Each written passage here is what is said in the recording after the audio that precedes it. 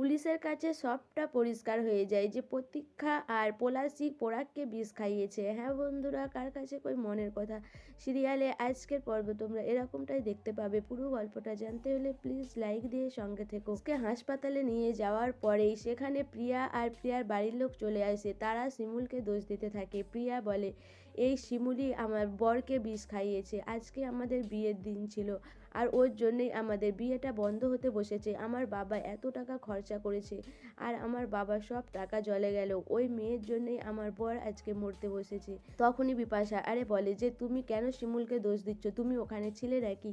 তোমার কাছে কোনো প্রমাণ রয়েছে? প্রিয়া বলে যে আর কত গার্ড করবে অপরাধীকে? তোমরা যতই গার্ড করো, আমি পুলিশের কাছে গিয়ে আমি এর নামে কমপ্লেন করব যাতে একে ধরে নিয়ে যায়। আমি তো ছাড়বো না একে। শিমুল বলে, আমার নামে দোষ দিও না, আমি এরকম কিছুই করিনি। এদিকে শিমুলের শাশুড়ি সেও বলতে থাকে যে মানুষ যেকালে নেই আর তার নামে দোষ দিয়ে কি হবে, ছেলেই তো শেষ হতে বসেছে। এই সব কথা বলে। শিমুলের শাশুড়ি বলে, দেখলে তো বৌমা, আমার ছেলেটাই আজ নেই। শিমুল বলে, মা তুমি কি বিশ্বাস করো যে আমি এই কাজ করেছি?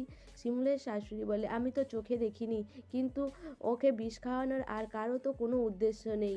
এই কথাটা শুনে শিমুল অবাক হয়ে যায়। শিমুলের শাশুড়ি বলে, আমার মনে যেটা হচ্ছে আমি সেটাই বলছি। আর কি কেউ বিয়ে করেনি নাকি দুবার? আমার ছেলেই বা আর একবার বিয়ে করার সময় তাকেই বা মরতে বসতে হলো কেন? নিশ্চয়ই এর পেছনে তো কেউ রয়েছে। আমি তোমাকে দেখিনি বিষ খাওয়াতে, কিন্তু আমি এটাও তো জোর দিয়ে বলতে পারছি না। তখনই শিমুলের চোখ দিয়ে জল গড়িয়ে যায়। তখনই বিপাশা দিয়ারে বলে, এইসব কি বলছো কাকিমা? তুমি আবার ভুল করছো, শিমুলকে আবার ভুল বুঝছো। শিমুলের শাশুড়ি বলে, আমি কিছু জানি না, আমি কি বলছি। এদিকে প্রতীক্ষা পুলিশের কাছে এফআইআর করতে যায় শিমুলের নামে। পুলিশকে বারবার বলতে থাকে যে শিমুল এই কাজটা করেছে। তখন পুলিশ অফিসার বলে, আমি তো শুনলাম নাকি, তুমি 100 বার একই কথা বলছো কেন? তোমরাই এরকম কোনো কাজ করনি তো? এই কথাটা শুনে প্রতীক চমকে যায়। তখন বলে, কি বলছেন স্যার? তখন অফিসার বলে, না আপনি যেইভাবে জোর দিয়ে বলছেন যে পরাগ বাঁচবে না, তার শরীরে কতটা বিষ রয়েছে, তা আপনি জানলেন কি করে? এইসব পুলিশ অফিসার প্রতীক্ষাকে জেরা করতে থাকে। তখনই প্রতীক্ষা ভয় পেয়ে যায়। এদিকে ডাক্তার যখন জানায় যে পরাগের শরীরে পয়জন রয়েছে, সেটা শুনে পলাশ খুশি হয়। সেটা বুঝতে পারে ডাক্তারবাবু। ডাক্তারবাবু বলে, এটা তো আপনার দাদা, আর আপনার দাদার শরীরে পয়জন পাওয়া গেছে, সেটা শুনে আপনি এত খুশি হচ্ছেন কেন?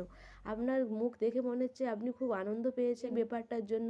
তখন পলাশ বলে, কি বলছেন ডাক্তারবাবু? আমি আনন্দ পাবো কেন? আমার দাদার বিয়ে আর আমার দাদার আজকে এই অবস্থা, তার জন্য আমি আনন্দ পেতে পারি? এরপরে ডাক্তারবাবু যখন চলে যায় তখনই বাঁকা হাসি হাসে পলাশ।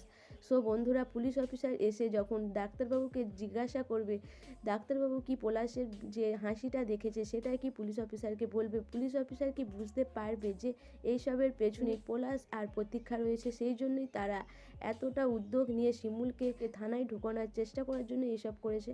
তোমাদের কি মনে হয় অবশ্যই আমাকে কমেন্ট করে জানাবে। আর আমার ভিডিওটা ভালো লাগলে প্লিজ সাবস্ক্রাইব করে দিও আর লাইক কমেন্ট শেয়ার করো।